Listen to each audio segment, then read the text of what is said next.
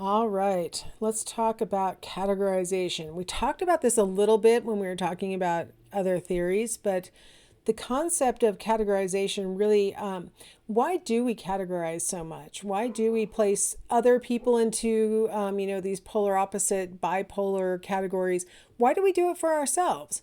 Well, one reason is it, categories help us to focus our attention, help to screen out irrelevant stimuli. If I can basically say, oh, you belong in the outgoing category, you seem like a friendly person, it allows me to just focus in on those details that fit that category, right, about you.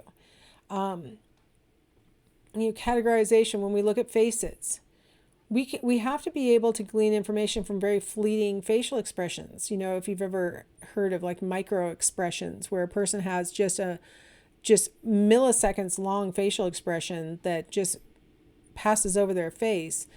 Being able to categorize that helps us a lot in understanding what the person's mindset is, right? So if there's this little moment of contempt that goes across their face, and you can say, wow, they seem mad. It allows you to get more information than if you were just like, wow, their face changed for a second. I don't know what to call that, right? Stereotypes come from categorization, right? Using categories to help us to process information more quickly, to be able to make judgments without having to think as hard, things like that, can narrow down into a stereotype, generally through the process called confirmation bias. Confirmation bias refers to our tendency to look for information that supports what we already believe and to ignore information that we might be wrong. And so if we have placed a person into a category, everything they do now, all of our attention will be placed on behaviors that support our categorization. And we'll ignore any information that doesn't support our categorization. And that allows us to ultimately develop, unfortunately, stereotypes where we say, well, this is how this person is. Or if this person behaves like this, other people who share their characteristics will probably behave like this person behaves, right? And that's where stereotypes come from. So categorization starts off as a very, helpful strategy and can morph very quickly into a destructive strategy. All right, now notice that name at the top. It looks like Rotters, but he pronounces it Rotor. So Rotor's expectancy reinforcement value model. Ooh, reinforcement sounds a little behavioristic, and this is kind of a behavioristic model. The difference between Rotor and then like the behaviorists is that the behaviorists didn't ever want to talk about the learner having any kind of expectancies, right? Any thoughts going on inside of their head. And so it made Rotor more of a cognitive person than a behavioristic person. But he speaks very behavioristically. He was a person of his time. He did most of his research in the 50s and the 60s, and behaviorism was king. So this first term that he generated, behavior potential, he said there's a lot of different kinds of behaviors that might be displayed at any given moment, right? That might be a valid response in this context. But the behavior, the person has to narrow down the variety to the one with the most potential. Like, what behavior should I display that would be most likely to get me where I want to go? And that's really linked to expectancy. Like, where do you want to go? What do you want to have happen here? What's your goal? So you have to, from all the different things that you could do. So let's say you walk into a college classroom on the first day of class. There are a lot of different things that you could do. You could select a seat next to someone and start a conversation. You could select a seat that's away from other people and leave your earbuds in and continue to look at your phone. You could introduce yourself to the professor when they walk in. You could open the book for the class and start, leafing through it. I mean, there's like a whole bunch of things that you could do. There are all sorts of things. I'm just making up stuff off the top of my head. There's all sorts of things that you could do when you You could go up and start writing on the chalkboard. I mean, there's all sorts. Well, that was an antiquated reference, but nobody has a chalkboard anymore. But anyway, you could do whatever, right? Like, there's all sorts of things. But as you're in the classroom, you have to narrow down the behaviors to the one with the most potential. The great thing about this is as you're making your decision, other people who are noticing your arrival are going to start to categorize you based on your behavior. Oh, that's interesting, isn't it? But that's okay because you're categorizing them back. You're like, oh, you're already sitting away by yourself. You must be a loner, right? Like we're all doing it to each other all the time. Anyway, so expectancy. This is our thoughts about the probability of a reward or a punishment in this particular context based on if I were to emit this behavior. So let's say that you decided that you are going to sit next to somebody and strike up a conversation.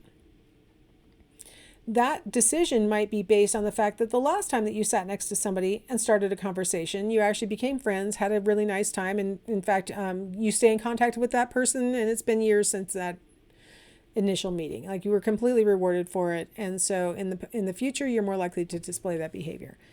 Let's say in the past, you've sat down and tried to strike up a conversation with somebody on the first day of class. They rebuffed you. They didn't talk. They didn't want, and then the next day of class, they made sure not to sit next to you, and you were completely punished by that experience. And you're like, that's it. I am not displaying these behaviors anymore. I'm avoiding that. Your behavior is not necessarily just happening in a vacuum. There's, the reactions that you get from other people are going to help to determine whether you display that behavior in the future or not. Right? Like, so if people have rewarded you in the past, you're more likely to display that behavior. If not, then you are less likely to display that behavior.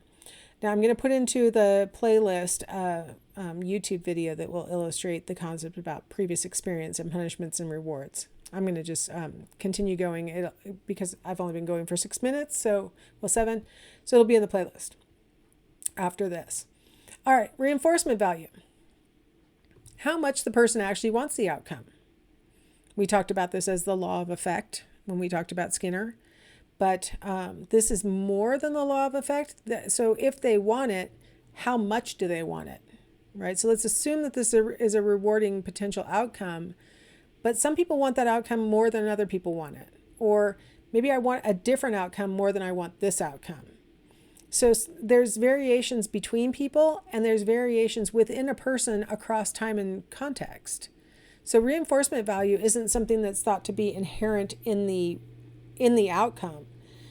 Reinforcement value is thought to be something that is inherent in the person. And so I will just say a lot of times when I give my example of I like black licorice and you guys probably wouldn't want it and stuff like that, it causes students to give me black licorice.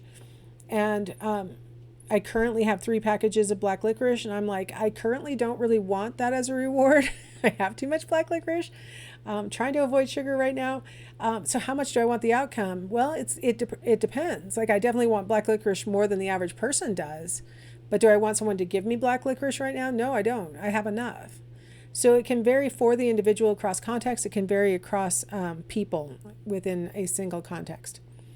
And then he used the term psychological situation. And what he meant by that is the environment as experienced by the person. And so it's not like the psychological situation is the same for everyone, right? Like a person who's sitting in a college classroom and their tummy's full and they've got enough water and they have had enough sleep last night and this subject is interesting to them is having a different psychological experience than a person who's hungry or thirsty or bored or tired, right? Everybody's situation is likely to vary depending on other factors, right? So your experience differs from my experience even when we're in the same exact environment. It always trips me out how things that are really super interesting to me, I'll look at the person who I'm with, I'm like, man, this is so fascinating. The other person's like, man, when are we leaving? This is so boring. It varies between people. And so what I might perceive as rewarding, you might perceive as punishing and vice versa. So these are factors that Rotter gave names to that are, you can see they're just a little bit off of the standard behavioristic terminology because in all throughout this, Rotter is taking into consideration the person's perspective, like their cognitions are having an impact. All right, I'm going to go ahead and stop here so you can watch that example that I wanted you to see in this video on previous experience, and then we will come back and we'll talk a little bit more about Rotter because he had some other really interesting things to say. All right, I'll see you after the video.